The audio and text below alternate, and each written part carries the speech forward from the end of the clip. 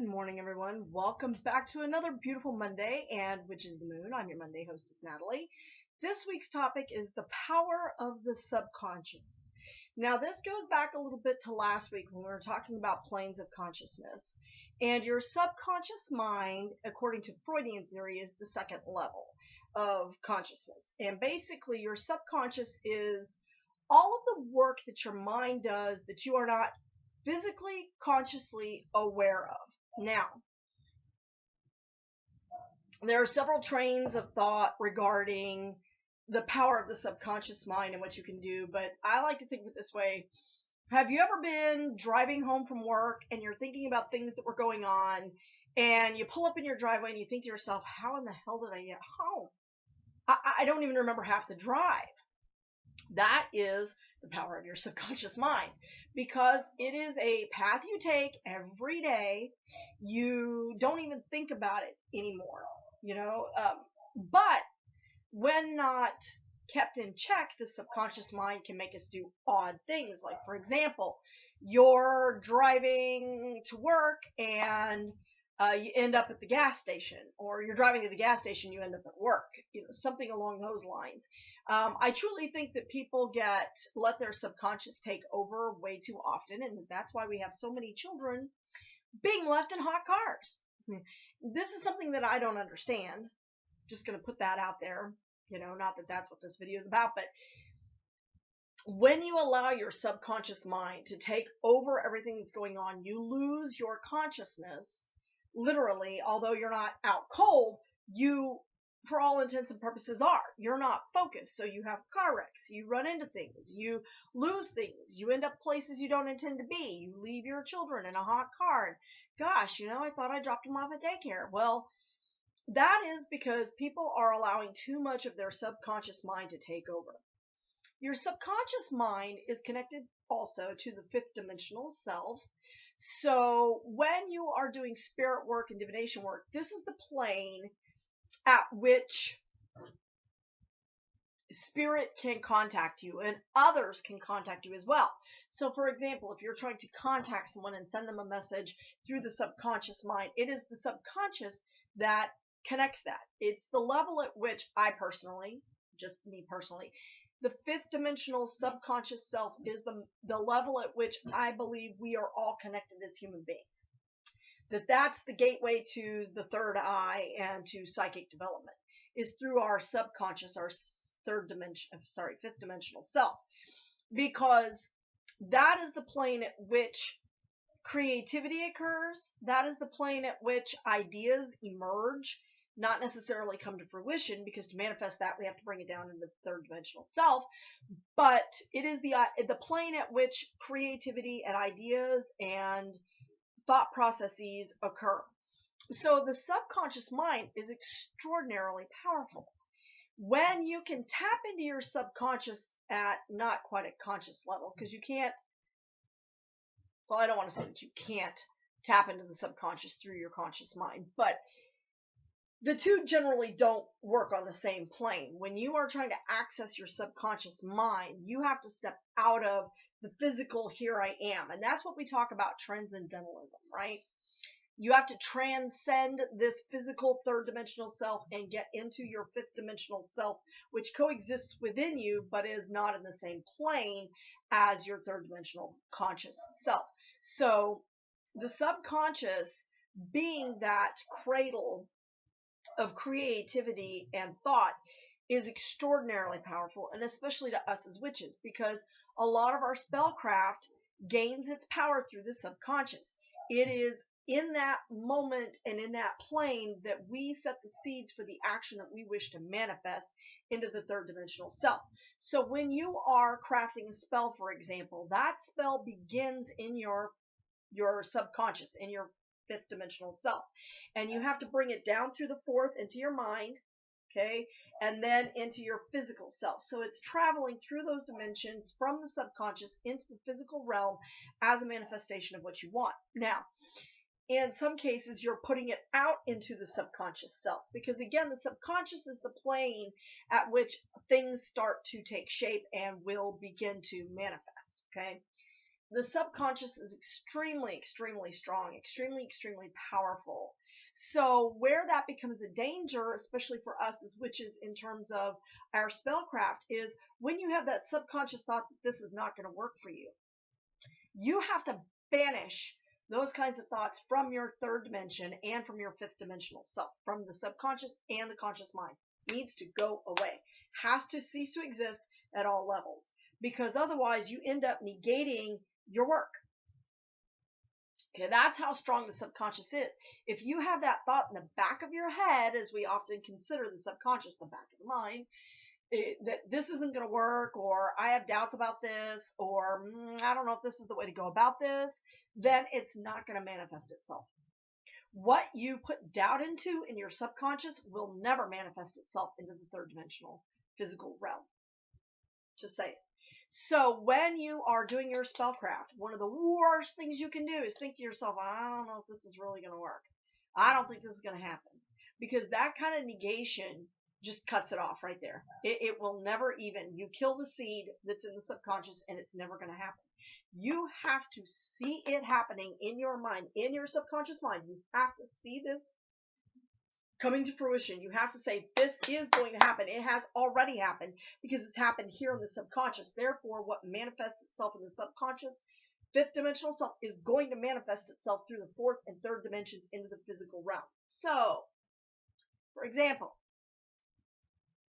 my husband, as you know, is a social worker, has not had a lot of luck in getting a job in social work, has been trying very hard for several years now. He actually graduated in 2011, so 8 years ago now, he graduated from his program in social work. He took his licensing exam a year later and aced it first time out. Clearly, he has the knowledge and the skills to do the job. But his negativity has never allowed him to manifest a job in social work. And I keep trying to tell him that it's his negative thought processes that are killing the seed. He does not believe, it's not that he doesn't believe in a subconscious, but he doesn't believe that it operates the way we know it operates, which is that what you think happens. Although to me it's quite obvious. This tapestry did not exist until somebody had this image in their mind. This was a subconscious fifth dimensional thought in somebody's fourth dimensional mind before it manifested itself as the tapestry that hangs behind me. It had to start somewhere. Same thing, like I'm extremely interested in the creative process, whether it be songwriting, poetry, books, furniture making. I have let's say a friendly acquaintance who is a furniture maker in Norway. And I am dying to understand his creative process because this is a skill I totally lack. I absolutely could not make anything by hand like he does. Okay, now if I have a kit, the pieces are there, I just have to put the pieces together, or, it's going to be something very basic. I can do that. We're talking, this man actually bends the wood to make doors that curve, that slide into themselves. And so I'm thinking to myself, when you're looking at this block of wood, do you already see the finished piece? Or do you get the finished piece in your mind and you work backward from there? Okay, how do I create this from this block of wood? Or do you instantly see it when you look at that piece of wood that you're about to start working with? And he told me he'd actually have to sit down and think about that. Because again, it's your subconscious mind. We let our subconscious run itself a lot. So when you can harness the power of your subconscious, you can manifest just about anything that you want on this planet. You just have to make sure that you are getting your third dimensional physical self, fourth dimensional mind, and fifth dimensional subconscious selves in line so that that can come to fruition. There is nothing you cannot do because you could always do it. You can even time travel, right? This is something Andrea Hess points out. You can time travel in the subconscious because when you think about things that happen in the future, it's a projected future. It may not happen, but you're going forward in time to visualize what would happen in the future. Same thing when we think back on something that happened in the past. You know, we try to learn from our mistakes. So we often reflect on events that happened in the past. We physically, in our subconscious mind, travel back in time to those moments to relive that, to try to figure out what to do differently, or what did we do that worked out, you know, things like that. The subconscious is, in my opinion, completely limitless in its power, because that is where we tap into divine source. That's where we tap into divinity and our aspects of divinity and into one another. I think that it's a creative pool and that we bring ideas to one another. You can send that idea to somebody in the subconscious, which is what we do with spellcraft, right? Especially if it's spellcraft that involves someone else, which I know you're not supposed to, you know, do certain things because of free will and all that. As long as you craft your spell so that it's an idea within the subconscious, that person has the right to act on that in their own free will, whether they act on it in the way you want them to or they shut it down. Okay? The seed has to be there for them to respond in a positive manner. So I don't feel that you're acting on anyone's free will if you put something out there.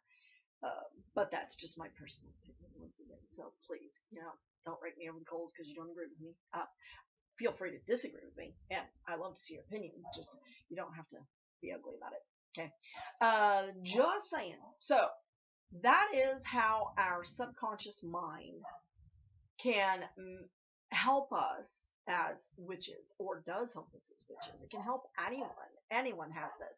There have been books written on this topic for generations. For example, the first one that pops into my head is a book that was written years and years and years ago called The Power of Positive Thinking. So if you stop and you take a look at it and you start looking at positive thinking and you just Google that, that's exactly what positive thinking is. It's putting that thought in so conscious that it sits within the subconscious as well and becomes a part of who you are. So think about, like, the entire theory of law of attraction is based on this, right? You get back what you put out. That whole theory is based on the power of the subconscious mind. Okay, just keep that in mind. People who overcome huge obstacles, it's because it started in the subconscious and they believed that it could be done. They saw it happening and they made it happen. They brought it forth from the subconscious through the mind into the physical realm. So right into it. That is the power of your subconscious. Please do not ever underestimate the power of your subconscious, because when you don't control the subconscious mind to an extent, some of it can't be controlled. But that's why it's the subconscious, right? Because if you are controlling it, it becomes the conscious mind, doesn't it? But if you don't have that connection between the two and you just allow your subconscious mind to take over, it's going to go, woo, it's a playground, and you have no idea where you may end up. I mean, it could be a good place. You know, maybe your subconscious does something you don't know. But that's also the state. And I will also say this. One other point I want to make is that your subconscious mind is what manifests in your dreams. Okay, when you're in a dream state, you're tapping into the subconscious mind. Now that goes into like dream interpretation and all of that. For me personally, dream interpretation is highly personal. It's based on things. Your dreams are based usually on events that are going on within your life in some aspect or other, in some format, how you're perceiving it, the way your subconscious is perceiving it, the way you're processing it. The mind's extraordinarily powerful and very nebulous. So when you tap into your subconscious mind through dreams and through the astral plane, then you can maybe, you know, change things or manipulate things. But that's one way in which we access the subconscious mind in a less than conscious manner, is through astral travel or in dream state. So put that out there. I'm sure somebody else will elaborate on that a little bit more. I feel like I've kind of babbled on enough about this topic. Just keep in mind that you can't let your subconscious completely take over, but you do want to tap into the subconscious through meditation, through dream state, through astral travel. Transcendental meditation is one excellent way to get into your subconscious mind to manifest what you want into the third dimension. Thank you so much for watching. Blessed be, and we'll talk to you later.